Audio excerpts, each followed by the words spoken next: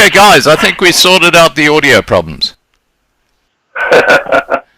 Okay, now let's start from the beginning, because I think most of the channel didn't understand what was being said. Now, tell us a bit about your personal history, your background in South Africa. Well, like I said previously, I've been in the consulting fraternity for about 30 years.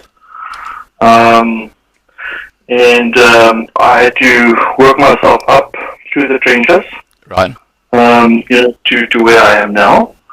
And I mean, I started off out in the field, looking after projects, wherever they were built, infrastructure or buildings and things like that. And over the years, I've worked myself up to where I am now, owning my own business. Yeah. I've obviously been born in South Africa, in a little town called Uitenhage, just outside of Port Elizabeth. Right. And then we've moved to East London, where I am now, also in the Eastern Cape. That's my basic background. Okay. And actually, for strange enough, I actually started off working in the municipalities when I started working. But not anymore, definitely. Yeah. Now, I've got to tell you, everybody's saying the audio is fantastic now. They're very happy. Okay. Now, great. Tell us how things have changed for you personally since 1994.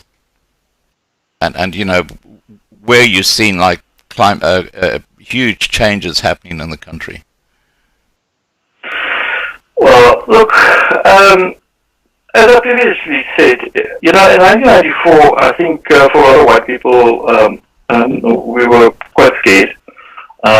We were not sure what's going to happen, and then, after that, it sort of started picking up. The economy grew, and generally it was quite peaceful in South Africa, and people were quite happy, and we started working. Right. And then I would say, from 2010 onwards, it's just starting to take quite a bit of a dip. Right. In our whole economic structure in South Africa. Right. And one of the reasons are BBBEE, although BBBEE is not really a bad thing at the end of the day altogether, but there is obviously some people that took this too far. Now, to describe BBBEE, basically BBBEE stands for to correct the wrong of the past, and then you have your triple BBBEE, which aims to distribute wealth of the nation across all races and genders. Okay, we'll get to triple BEE shortly. Let's have a look at BBBEE. How has BBBEE impacted your business and people in the engineering industry which you're in? Well, one of the weighting factors of BBBEE, the scoring system of BBBEE, besides ownership, is also management control. So in 2013, I've noticed quite a lot of companies closing doors, and a lot of people just starting to migrate. So I started looking at this, and I discovered that a lot of the business are top heavy. Now, I describe it as a tree where you got management positions created, because now if you have BBBEE managers in control, it adds to your weighting factor or your point system, right. that you up or lower on your BBBEE certification. So then you'll have so it's a typical scenario of too many chiefs and no Indians. Yeah. So you've got a workforce at the root of this tree. And when the economy started going down, and there were some problems, then a lot of these companies started retrenching. And where did they retrench? Well, they retrenched at root level. So at some other time, you'll see that the root just can't carry the tree.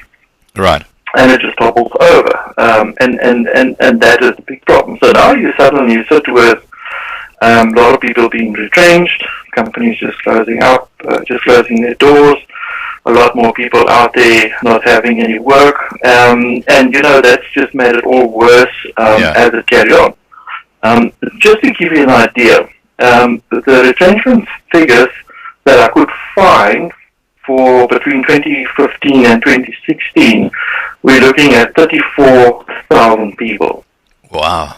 That's been retrenched. Now, I'm 100% sure you can double, even triple that in between beginning of 2018 to now. Yeah. So it's escalating. It's a huge problem. Yeah. So it's quite a big problem. Absolutely.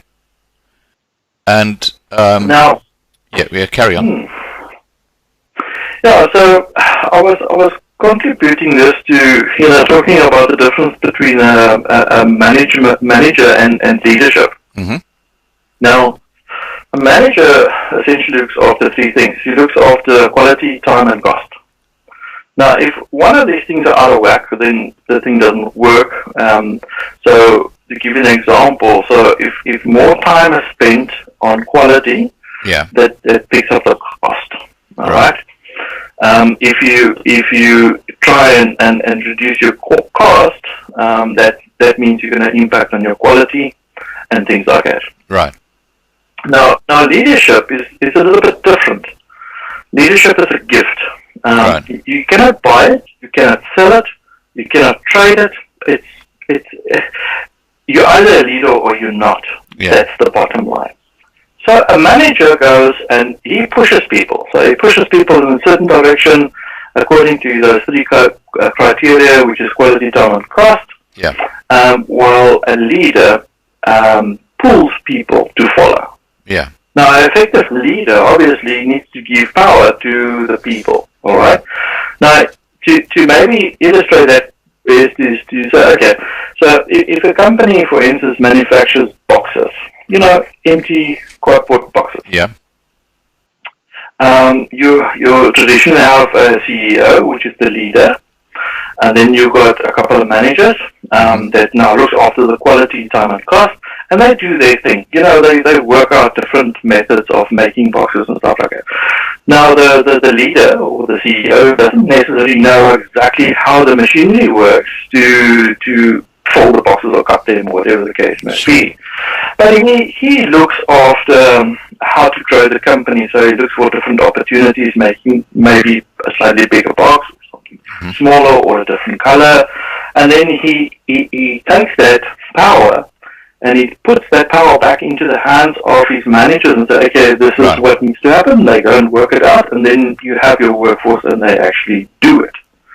So that's a big difference. So suddenly we have a lot of managers, but we don't really have many leaders. So things are just not progressing. Yeah. Okay. It's not progressing. There's no direction. Yeah. Like I said, the difference between a manager and a leader is a manager will pull people to follow. Yeah. So we need good leadership. If we don't have good leadership in our country, we ain't gonna go nowhere. We're basically just managing things around us. Yeah. Now let's move on to BBBEE. Tell us about your views on that particular policy. I think it's terribly racist, and but anyway, that's my perception. Okay, so BBBEE is broad-based Black economic empowerment, and what it really means essentially is that it is to empower more Black people to own and manage enterprises. Is to achieve racial composition of ownership and management structures to promote access to finance for Black economic empowerment people, empowering rural and local communities by enabling them to access funding and economic activities including land, infrastructure, ownership skills, and so we carry on. And then also it calls for the promotion of human resources of black people, through mentorship, leadership, and internship, which is really not a bad thing. And then it's also meant to ensure, and this is probably where the big problem is, that black-owned enterprises benefit from the government's preferential procurement policies. Right.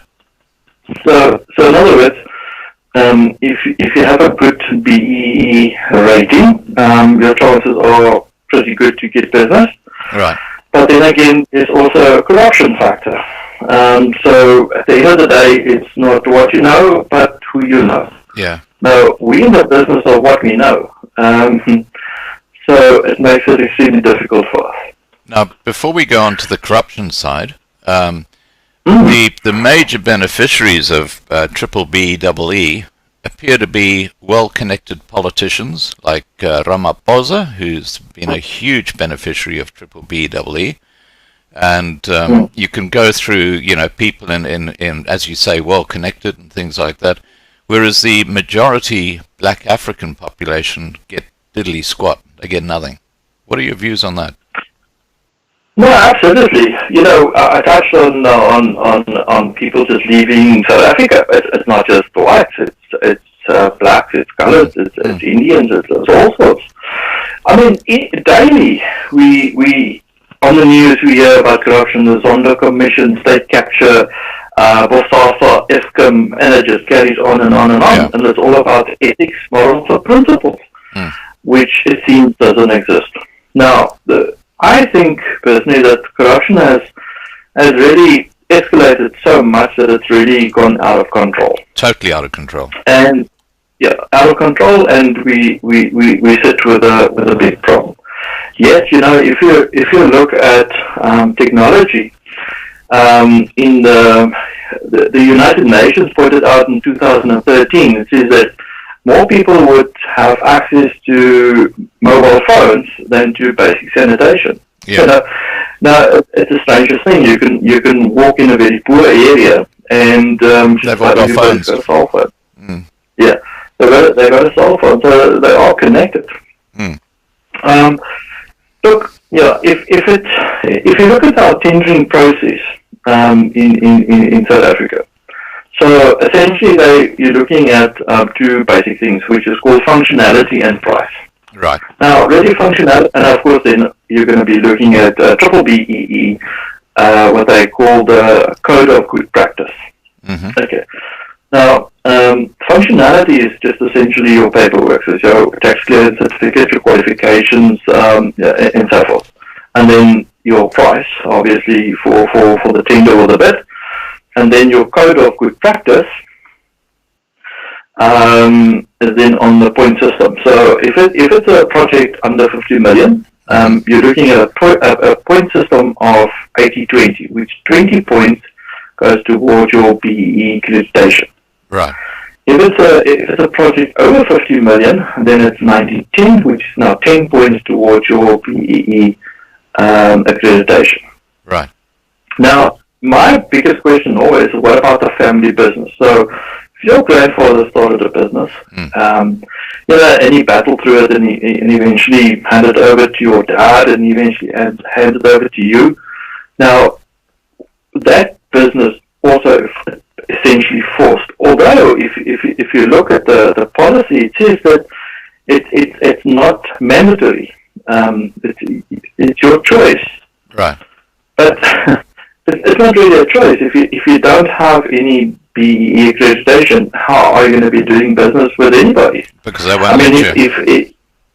Exactly. In South Africa, if I want to do business with somebody, they don't actually ask me first, okay, so do you think you're qualified for this job? Now they'll ask you, what is your BEE rating? And then the second thing they'll ask you is, have you got a tax clearance certificate? Yeah, I have. Okay, fine. So now tell me, what can you do for us?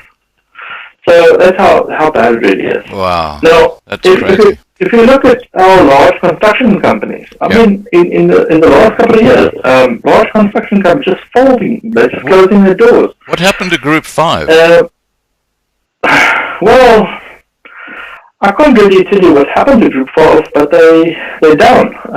They basically closing up. They're done. And one of the things that I just mentioned is payment. Yeah. You know, if you look at business realistically, you offer a service, you render an invoice, you expect payment in 30 days. If you do receive your payment in 30 days, it means that you've made money. Right. If it goes to 60 days, it means that you break even. Right. Anything after that, you lose money. Now, on a larger project, to give you an example, you'll employ your engineers to do a certain amount of design, and they burn hours to do that. Yeah. And they will probably burn maybe on a quite a large project, $1 million, $1,500 worth of hours. So when you render your invoice, yes, pretty please, I would like to get paid. Right. And if that doesn't happen, it's a major, major problem. Because now you are forced to carry that because you have to fork that money out at the end of the month when you expected payment to pay your engineers. Yeah. And you have to get that money somewhere while you're waiting for somebody to, I don't know, scratch his ears and decide one day to pay you. Yeah. That's what happened to Group 5. Horrible. Well, yes. You know, that's a big problem. It was the biggest construction company in South Africa, wasn't it? Group 5. Absolutely, one of the biggest. Yes. Yeah, absolutely. And absolutely. They lost 7,000 jobs. Just like that. Just like that. Yeah. Just because of the incompetence of the people who are supposed to pay the bills. Well, that's the problem. So, I mean, my question quite a few times was, but I mean, how do you put this project out to the public if you don't have money to back it up? Yeah. You know, I yet to find the answer to that, but that's basically what we're looking at. Yeah. Now, in South Africa, you know, about 80% of business, small businesses start up, they fail within 5 years. Now, I don't think that's unique to South Africa, but the policies and the ideas behind uplifting people and you know, getting the economic growth going and all that type of thing is, I think it's failing because if up to 80 or even more than 80% of small business just failing within the 5 years, there's a bit of a problem. Yeah. Now, my feeling about the transition from 1994 up until now was done too fast. And an example that I want to use is you can have an engineer that after 5 or 7 years walk out of the varsity. Now he's got his degree. Mm-hmm. He can't just go now and be a manager or a business owner or anything like that. He needs to now get into the trenches. He needs to start working so he can pick up the experience. So, you know, that may be one of the contributors that people are being escalated into positions where they're not really ready for. All right.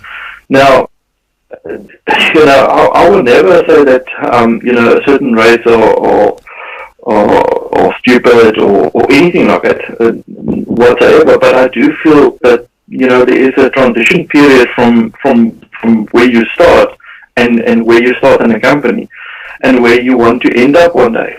And it's a build-up of experience through that period of time until you get to, you know, a managing position or even having ownership or part ownership of a business. I don't want to simplify it like that, but really that's in a nutshell what it's all about. Yeah. Now, talking about, you mentioned corruption. How is the corruption that's happening affecting you? Give us an example with your business about how your business has been impacted? Well, if you take it this way, in this year, altogether, I think we submitted more than 100 bids. All right. Proposals. Proposals, yeah, and getting absolutely nowhere with it. That's the problem. Now, if you are at a bid opening, so basically what they do is they publicly tell what your prices are, because really at the end of the day, it's all about price, really. So you judge and you say, okay, I was a little bit higher, so you automatically write off. Yeah. But then you also get into a ballpark figure and you think, you know what, I've got a good chance, and then you don't get the job. Now, you have the right to go and inquire. Mm-hmm. So that, okay, hang on, where did I miss the boat? Now, it could possibly happen, I'm not saying that it does, but it could possibly happen that maybe mysteriously one of your returnable forms inside a bid document, just disappear. It can happen. I've heard some really weird and wonderful stories that people being appointed to roles and stuff like that at 30% profit margin, which is unheard of in our industry. Wow. So how it impacts everybody else that just want to do honest day's work.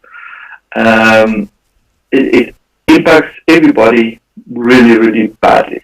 And then the problem here is too that sometimes you find that the consultants or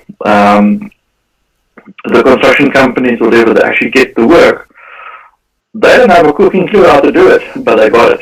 Yeah, that's crazy. That's frightening. Yeah. So the impact is tremendous. It's really, like I said, it's not what you know, it's who you know. Yeah. And if you're not part of the under the table givers, you probably won't get much business done. And if you look at professional people, we're very strong on our ethics. It's just something you don't do. Yeah. It's just something you just don't do. And that's a disadvantage. Well, I suppose so. Yeah. And a lot of us don't want to go that way. It's silly. It's dangerous. It's stupid. Yeah. Now you've come up with a very novel solution in your business, haven't you? You've actually looked at other ways of creating business. Do you want to tell us about what you're doing? Okay. Well, essentially where my business started off. Now, I've mentioned the fact that a lot of the companies are, getting a lot smaller or just closing their doors. A lot of people get retrenched or, just get the boot. And what I did was I started a small company to try and absorb some of these people, okay, that's been entrenched. And, if you look at your very good engineers in their 50s and 60s, where the heck is he going to find a job? He won't. So that's what I try to do. But as a business person and wanting to go forward, I started looking at how I can do business overseas. Now, where we're fortunate is that we can do work remotely. Typically, an engineer will get his information from a land surveyor, his geotechnical report, his architect layout, and he will sit behind his PC and do his design. So where that PC is in the world doesn't really matter. Yeah. So I'm starting to reach out to people across the pond and say, you know what, we're professional engineers, professional registered engineers, we're good, we know that. We do structural, civil, electrical, mechanical, and also geotechnical services, town planning. And we can do it probably for a lot better price because of our exchange rate. Right. And one of the other advantages, obviously, is on a project, we can actually work 24 hours on a project. Because if you take it, I think you guys are about 8 hours before us, if I'm not mistaken. 8 hours after. After, okay. Yeah, so, it's 4 a.m. Monday morning here. It's actually nearly 5 a.m. Monday morning. Gives you an idea. Oh wow, I'm really impressed. So one of the other advantages, for instance, is that project actually worked on 24 hours because while you're sleeping, we're working. When we're off, you're working. Yeah. So there's a lot of added advantages. Now, I mean, if you look at the fourth industrial revolution coming by, but if we just look at the previous three in 1784, I think steam, water, and that mechanical production equipment started showing itself. In 1870, we started looking at electricity and mass production. In 1969, we started looking at electronics, IT, and automated systems. Today, we are absolutely connected. You sit in Australia, I'm here in South Africa, we're having a chat. Okay, yes, well, sorry about that, but you had to get up very early in the morning, and I really appreciate that. It's, let me have a look, it's 9 o'clock in the evening with me Sunday. So yeah, that's quite cool. But that's exactly what I'm saying. We actually have the technology that we can work together no matter where you are, if you are connected.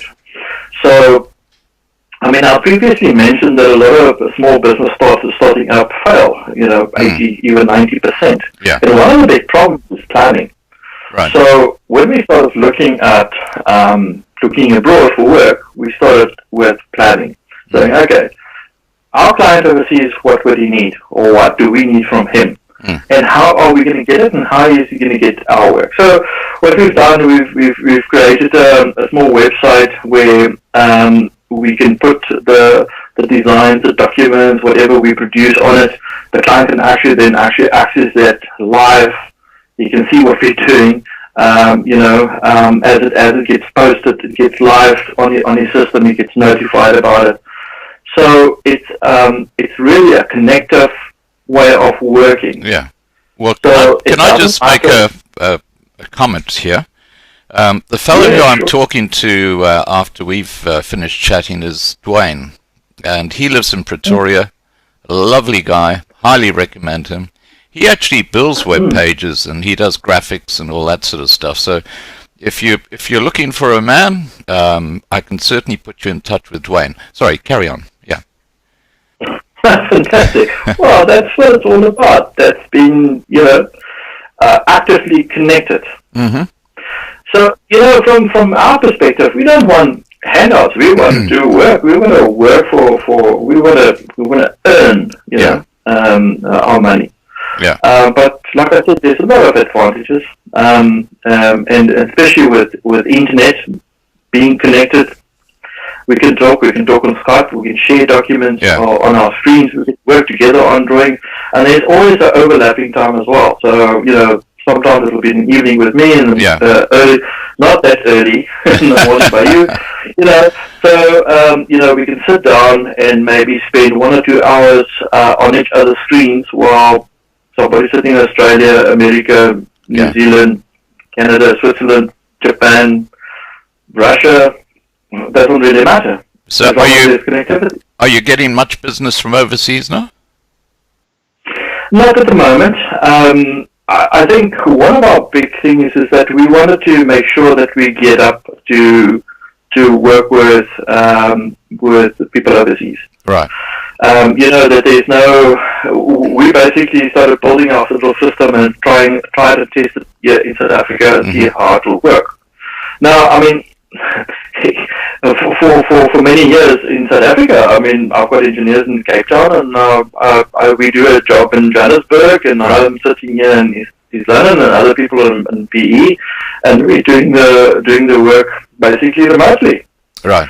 So so we started saying, okay, how can we improve our system? How can we make it transparent and easy for our clients to follow what we're doing, to be on board what we're doing, which is very important. So in other words, if there's a developer in Australia or UK, or it doesn't matter where, and he wants to build or have a shopping mall design, well, yeah, we need architect drawings, we need some other information from him. You leave it up to us, and we come back with the design. And if he's happy with that, what a fantastic idea! Now, what I'm going to do is I'm going to ask the side chat if there are any questions they would like to ask Pierre. So, guys, this takes a couple of minutes for the comments to come through. But we'll just see if there's some comments that are coming through about BBBEE, corruption, or and don't forget AA.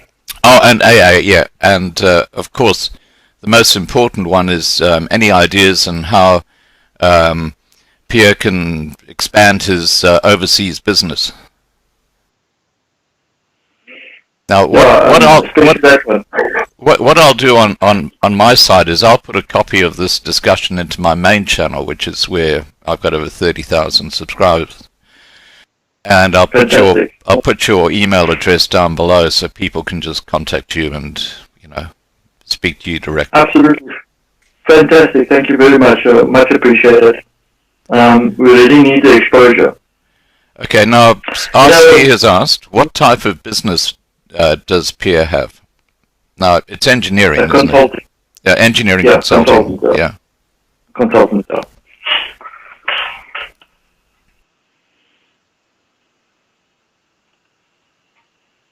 CH, it's engineering consulting. Yeah, it's consulting. We are consulting engineers. Or consulting engineers. Yeah, consulting engineers. Basically, what it means is we consult on whatever needs to be done. We do structural design work, civil design work, electrical design work, mechanical design work, and then obviously geotechnical work and town planning. That's what we do. Any other questions? Zarek says you can expand your business by using freelance websites. Yes, no, we are most definitely planning to, in actual fact, I've already registered myself on Freelancer. Thank you. Yes, I'm quite aware of Freelancer.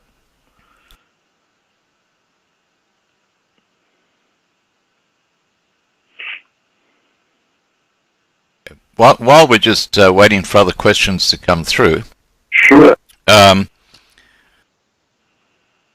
Where do you see your company's future? I mean, where do you see it? Do you see?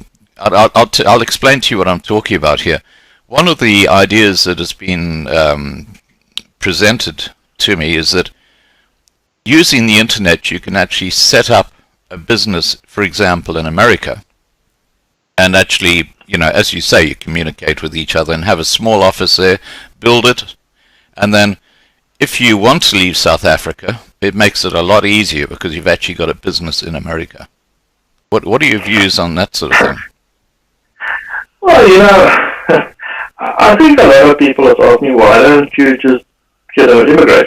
And I say, you know what? I'm born in South Africa. Yeah. This is my country. I love it here. I like staying here. I like the people here. Yeah. Maybe not Millennial, but I like the people here. I'm comfortable here. Why should I immigrate? Now, my younger brother, for instance, he also lives in Australia. Yeah.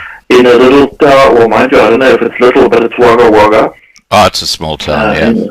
Well, yeah, it's a small town. It's nearer Glen. Glen, how big is Wagga Wagga? Glen's in the side chat here. Yeah, so carry on. Yeah, and he's very happy. Yeah. Where he is, and he's enjoying it, and that's fine. I really don't have a problem with it. I Yeah. just feel that, but this is my country. But me, I have to do something to keep the pot boiling. Yeah, and I mean, if you talk about crime, crime is a different story. I'll tell you. About 10 years ago, I was doing work in a town called Mtata. Yeah, I know Mtata And, well. You know Mtata well? Yeah. Right, and I got shot. You got shot? I got shot in the head. Wow. Now, I can't see myself on the screen, but the bullet entered over here and exited right here at the back. And it was touch and go. Most South Africans have experienced some form of violence in South Africa. Yeah. Even so, I still have hope for South Africa. If we just have what I said, leadership. That's the trouble. And leadership, like I said, you're not just a leader. You're born a leader. You're either a leader or you're not. Yeah. That's the thing. And and you cannot lead with an ego. Yeah. But you can't do that. You actually have to roll up your sleeves and get into the trenches yourself. I mean, I've mentioned about just using an example of a factory making boxes. Yeah. A leader will from time to time go back into that factory and go and pull some levers, and maybe he doesn't understand all the dynamics of it, but he's there, and that makes a leader. Now, Philippe, we need leaders. Philippe has asked a question. He said, any idea the failure rate of quality issues of projects that went to BBEE compliant consultancies or non-compliant or non-completion, not on time or not at all? Look, my answer is there's many of those. It's probably coming back to the same thing of and not what you know. Yeah. So if you are a good who you know, you'll probably get a job or project to do, which you're not really skilled to do. Mm-hmm. But you do it anyway because it means money, and then very good chance that project actually fails. Mm-hmm. Doesn't get complete at all. I mean, in the contracting side, I mean, I've heard some very stupid stories about a contractor being awarded a contract for sanitation, for instance, and then he gets paid millions, and he hasn't built one single bloody toilet at all. That's crazy. So, it's crazy. And that type of thing needs to stop. It needs to stop right now. It needs to stop. And that's the way we're really going to be taking South Africa forward again. It's all this political mayhem and this corruption. It really, really needs to stop. Yeah. And then you'll see South Africa flying again. In actual fact, then you'll probably see a lot of people that immigrated come back to South Africa because it will be a wonderful place again. Yeah. Now, Davy has written something very interesting here. He said, "Sir, one of our bridges was damaged in the floods. There is nobody they can find to repair that bridge, built in 1948 by Murray and Roberts. The Wesselstron Road is closed. They just BBBEE." He's put a little bit of alteration on the thing. They just BBEE the country. What are your comments about that? Yeah, well, listen, guys, I'm still in South Africa. I've got to be careful what I'm saying. Yes, it is a problem. The country has been great, unfortunately. That's the truth. Yeah. In former President Zuma's time, a lot of irregularities took place. They're still having all their commissions and whatever they're doing. Yeah. I don't know if ever anybody's actually going to be arrested or whatever the case may be or what the fine is. I don't really know. I doubt it. That's politics for you in South Africa. But in a nutshell, and I mean, it's not that ordinary South Africans are talking about it. The government actually acknowledges that there is corruption. Yeah. And that has spoiled a lot of things in South Africa and made it extremely difficult. I mean, we know about the recent floods in Durban, and I guess that's where the gent is talking about. And they actually need a lot of assistance, from the government. Now, if they don't have money, I can't see how they're going to be assisting the poor people. I have to tell you two stories related to the floods in Durban. Actually, there are three. The first one is a young lady who delivered food to that Umlazi area where the building collapsed when there was that landslide. And SABC TV came shortly thereafter and was filming a couple of politicians and suggested that they had donated the food to the community, i.e. the politicians had. It was just quite extraordinary. Now, the second thing I need to tell you is that from what I hear, and this is from Patrick, who's one of our community, very active community, who's helping poor whites in Durban. He's actually in Durban, and he told me that the waterworks have shut down, and they're now selectively shutting down water to different parts of Durban because they're on a protest or a strike. Because and I can understand the reasoning for the strike, but their timing is not great, considering what's just happened in Durban. And the third thing is that next week on Wednesday, they're having a tourism indaba in Durban. Can you believe it? Tourist operators from all over the world are coming into this chaos. Good luck with that, I suppose.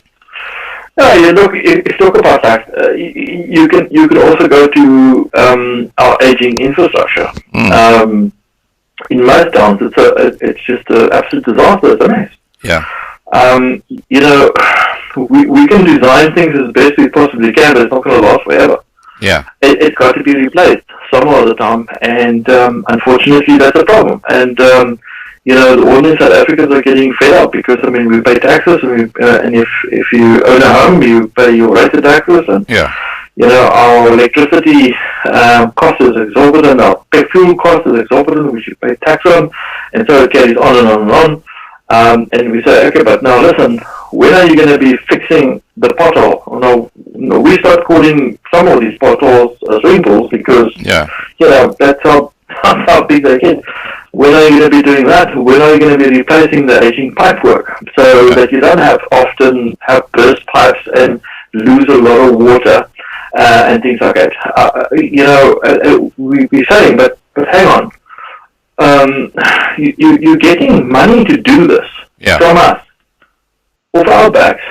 And I mean, I don't know, somewhere along the line, it seems like if you're a white South African, you're rich. Yeah. And I continue, that's not the point. It's definitely not so. We really, really work for our money. We're innovative, though. We make plans. We see the economy in South Africa is not that great. Well, then we start looking at assisting people overseas, becoming a design center. Right. And that's how we do it. Yeah. Yes. Okay. Now look, it's been absolutely lovely talking to you. I think you certainly got the word out there about what you do and your views on a couple of things, which is fantastic. I'm going to be going over to Dwayne in a minute or two after we conclude this interview. Please come and join the side chat, because I think you'll find Dwayne a very interesting fellow. As I say, he is a web developer, a very, very good one, and he's a graphics artist. And if you do want to have a chat to him at a time in the future, just let me know, and I'll send you his email. Now, fantastic! Yes. Now, what I'll do with these videos, that I'll have this obviously in my live stream channel, and I'll put a copy of it in the main channel, and directly below, as I said, I will put your email address, so people who read it, who listen to it, who are interested in your service that you offer people overseas, they can just contact you direct. That's fantastic. Thank you so much. Really appreciate it. That's not a problem. Alrighty, I'm just going to. Anybody have some final comments they want to ask Pierre before he goes? Just wait to see if there's anything else.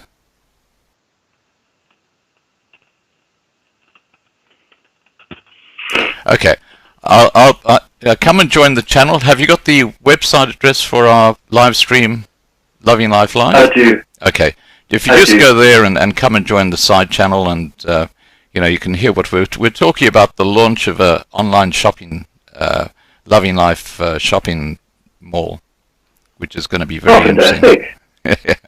Oh, fantastic! Fantastic. All right, take care, Pierre, and lovely to meet you. And good luck with your new business, and I'm sure we'll be chatting again in the future. Take care. Likewise. Thank you very much. Have a good one. Thank you. Cheers Bye. now. Okay. Bye-bye. What a lovely guy.